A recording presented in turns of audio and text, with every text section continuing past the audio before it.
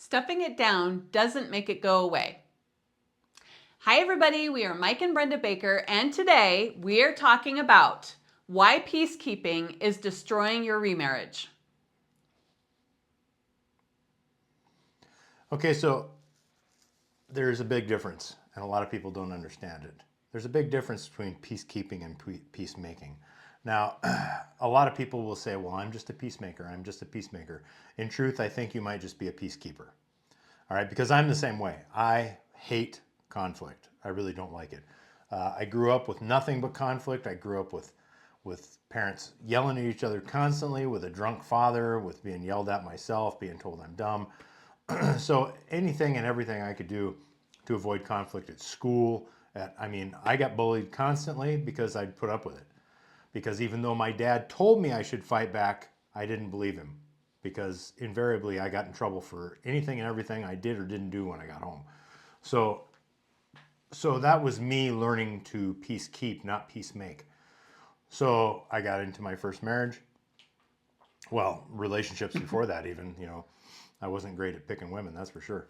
So, and what I did is I would peacekeep, which means I would simply take things and I would stuff it rather than put those things out there for peacemaking. And peacemaking is when we can come together and say, this is really bugging me and this is why, and we can establish healthy boundaries and things like that. Peacemaking is a type of making a contract between the two of you that you both understand what's going on and what's moving forward. Yeah, and I really think that it's something that most of us who are Christians struggle with, because when the Bible says be a peacemaker, it's easy to get those two terms really confused.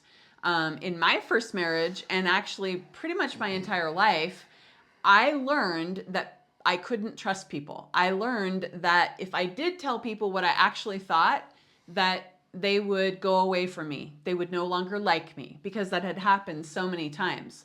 So with my ex-husband, when we were together, I wouldn't say things even though he was doing wrong things, like stealing, lying to people, things like that. I should have said something about those things, but I didn't, because I thought I was supposed to just be quiet and do what he said, which is interesting because that was not my personality. When I was growing up, I was more of the type of kid that was like, psh, I don't know what you're doing, but I'm doing this. So that was just a weird time in my life. Not the peacekeeper or peacemaker. No.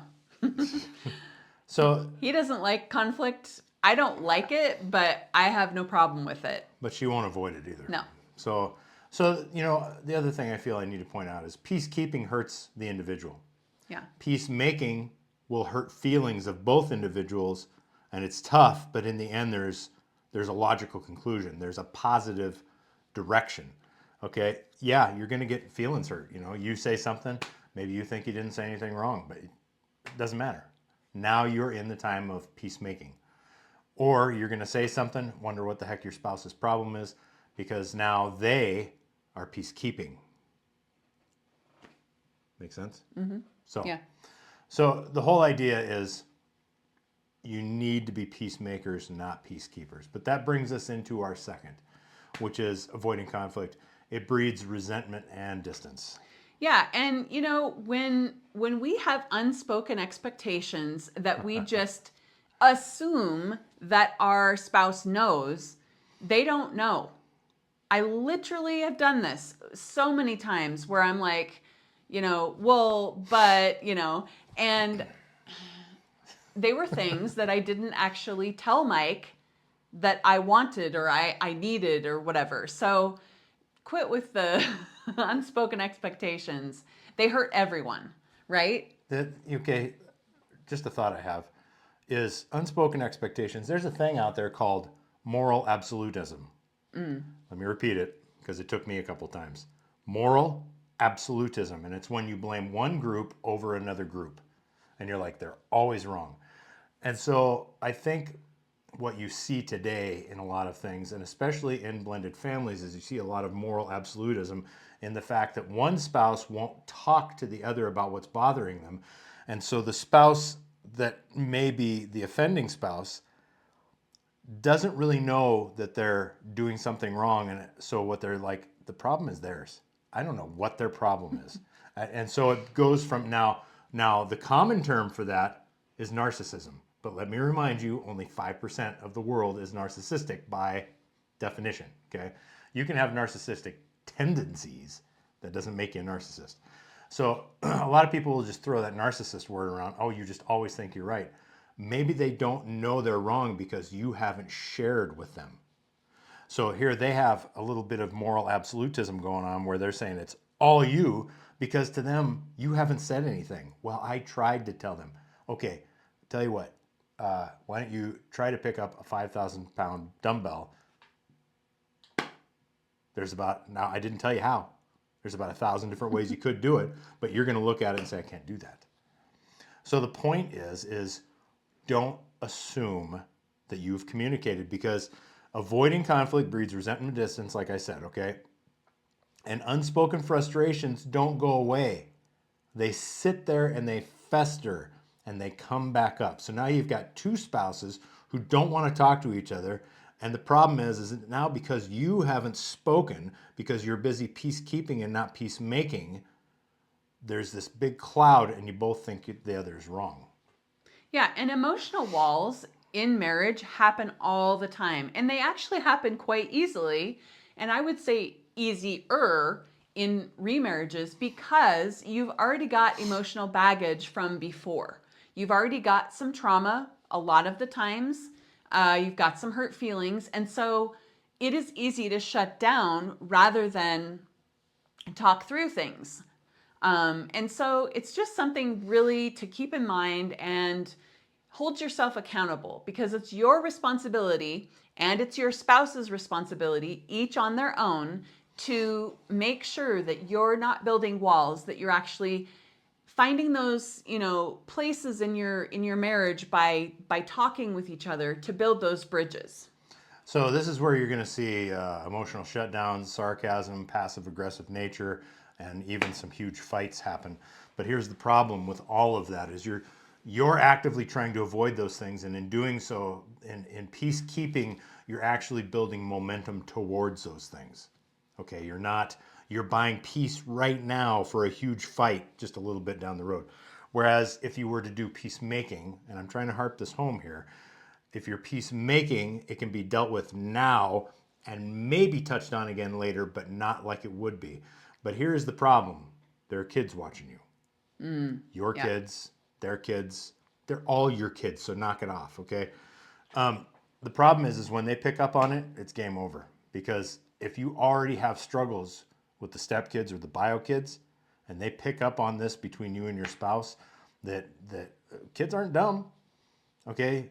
You may think they don't see it. They see it. They see what's going on. And the way that one spouse will treat the other spouse is exactly how, in this case, bio kids typically will treat the other spouse. So the dynamic for family is still the same, but the dynamic for blended family expands to another ring. And you have to be cognizant of that ring, or you're just going to blow right past it, and that marriage is going to be over before it even starts. Right. And so, a lot of the times we look at our children and we see what they're doing and we want to correct these things, right? But have you considered what example you're setting? Have you considered their friends, what they're watching on TV? Because remember, children are very impressionable. They pick up on things really quickly. Yeah, they do. And they start doing them. And that's why, I would say that TV is one of the reasons that kids are so disrespectful to adults. Because most programs are all about how stupid the adults are and how smart the kids are. Let's just talk about The Incredibles, the movie. That was the whole theme. The kids were smarter, the mom was smarter. Yeah, the dad was a stupid. big dummy. Yeah. Right. Who always made the mistakes. Yeah, Yes. and so those things are really subtle. They happen very, very easily. And children can take these ideas and run with them before we even realize what happened. And so I caution you on friends, not knowing who your kids' friends are, knowing them a lot, knowing their family situation a lot. helping them to choose good friends for themselves, but also that will encourage your family as well. Does that make sense? Yeah. Okay. And so do make sure that your example that you're setting is the type of a relationship that you want your kids to have in the future. So important. Yeah, so that brings us to point number 3. Transparency builds trust. So when you're avoiding hard conversations, the problem is that you're trading connection for comfort. Okay, comfort, you can have comfort in a relationship, and you absolutely should have comfort in a relationship, but not this kind of comfort. Yeah. Immediate comfort is going to get you nothing. Long-term comfort is what you want, okay? So if you continue to avoid, if you are not transparent about your problems, and I'm not talking about, I don't want you to get the impression that I'm okaying a constant string of whining. Yeah. It's not what I'm saying. Well, I've got to tell them everything's wrong. No, handle it as it comes, okay? Hey, you did this. I don't think you did it on purpose, and maybe you don't understand that this is a real trigger for me because of, okay? Can we work through this? Can you maybe not do that? Is there something I need to tell you so that you know when this is affecting me that way? And the other spouse should actually say, what can I do for you? Okay, and if that spouse isn't saying, what can I do for you, one of two things is happening. You're not communicating it clearly, or they just don't care. And there are those out there. I'm not going to sit here and blow smoke. It's absolutely true. There are those out there. It's just Maybe like, I need to say that it's more. just like, I don't think I say that it's at like, all. and you've heard me talk about, parental alienation a lot. I never denied that there are terrible parents. Yeah. There are terrible parents out there, but there are equally terrible children. Sorry. Yeah. So it's the same deal here. We're talking about not every spouse is going to be on board. Not every spouse is going to be in line. I mean, you know that this is not your first marriage. That's why you're here. Now, if you're here and it is your first marriage and you're very curious about what's going on here, please continue to pay attention because this can affect you as well. Because this is not carved out only for blended families. It can just be more predominant in blended families because we bring so much extra baggage in. Yeah. The thing about blended families that people don't realize is it's not easy, but it is simple, depending on your choices. Yes. So if you and your spouse are on the same page, that makes things very simple. If you are fighting for who's in control and who's in charge, that will make things very difficult, and it might work once, maybe. We don't advise it, but it might be easy at the time. But the problem is that later on, things will come back up. Yeah. And on that point, I want to also say that to those of you who are not yet empty nesters, empty nesting is a whole new ballgame. Because if you are here and you are a remarried couple, you have never had time without kids, typically. I know that some people do get married a second time and they don't have children. But for the majority of you, you're here for the content about the kids and stepkids and that balance. Empty nesting is tough. And I can see, not because I ever wanted to divorce Mike, but I can see why people get divorced when they're no longer parenting together. Because you can think that you're on the same page and then the kids leave and you're like, well, do I still like you? Are you even my person anymore? Because the busyness of life happens, whether you try to plan for it or not. I would say that if you plan for the busyness to not be a part of not to be the focus, then you can mitigate some of this stuff. But it still does. You still go through a time period where you're not really sure if your spouse is your forever. You feel like, and I've talked to many empty nesters who have said the same thing. It's like, this is weird. What do we do? And a lot of these people are people who had time before kids. They're not remarried. They've always been married, right? So we're trying also to prepare you for those empty nesting years, so that you can be on the same page, but also be moving to your new normal, or what would you call it? Your new phase. together rather than separately. Because what we've seen is that the more separate people keep things, in remarriage specifically, the higher chance of divorce. So we don't want that for you. We want you to do your very best and stay together and make this marriage your last and best marriage. So Now, let me just point out, Brenda is not endorsing divorce. no, She not is even a little. She's saying that she can understand why these people feel that way. Yep. But not, point is, we're not endorsing divorce at all. Right. Sorry about that. The I don't even want it to sound like we're moving that direction. I don't want it to sound like we're okaying anything. I mean, abuse is one thing, and that's obviously, we always give the disclaimer. If there's abuse going on, something needs to happen. But if it's just that you're annoyed with your spouse, get over yourself. You guys need to come together and figure it out. You guys committed to each other forever. I don't care if this is your second or third marriage. This should be your last marriage. You should dig in. You should figure out what you guys can do to come back together. That is your obligation. When you stood at the altar, you said, for better, for worse, for richer, for poorer, in sickness and in health. That means no matter what, you're going to bring it together. Right. And that, putting a marriage back together when you're having problems, it's simple, but it's not easy. You can do it though. Obviously, like Mike said, we're not saying you should stay together with someone who is abusive, and that sort of thing. But we have seen people make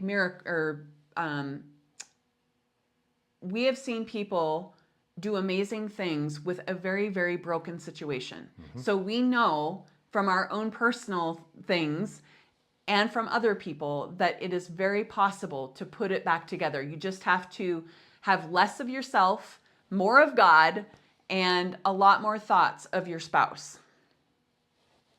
Anything else? Nope. Okay. All right. So with that, we are so grateful that you were here with us today. If this was a gut punch to you, and you're feeling kind of beat up at the moment, we apologize, kind of, but we really want you to consider these things when you're going forward with your blended family, with your marriage, because it's only going to help you to be a better spouse, to be a better parent, to raise better kids when you're being honest with yourself, holding yourself accountable, and that sort of thing. I know that it feels a lot easier to stay quiet, but, like I said, the easier and the simple are not the same. And so, in a blended family, rocking the boat sometimes is extremely hard, but it is something that you have to do. And so, one thing that Mike forgot to talk about is the fact that we do have a sentence that you can actually start a conversation with. And it is, I will also put it down below, but it's, here's an example of what you could say to your spouse if there's something that you've been not talking about that really needs to be brought up. It's hurting your heart. It's something they're doing that just really is simple, but not, you could say something like this. I've been holding on to something because I didn't want to cause conflict, but I think it is hurting us more than not saying it. Okay. Now, again, when you're in a blended family, it's really easy to want to stay quiet because you don't want a bunch of problems. You've already had all those problems in your first marriage. We come into the second marriage or, other marriages, and we think everything's going to be perfect because it was actually our ex-spouse that was the problem, when actually we have some things that we need to get through and learn and do. But here's the truth. If you stuff it down, it doesn't make it go away. It builds the walls. And so what we're trying to teach you again here is to build those bridges and help your spouse know how they can win with you. So thank you so much for being here with us today. We'll talk to you again soon. Bye.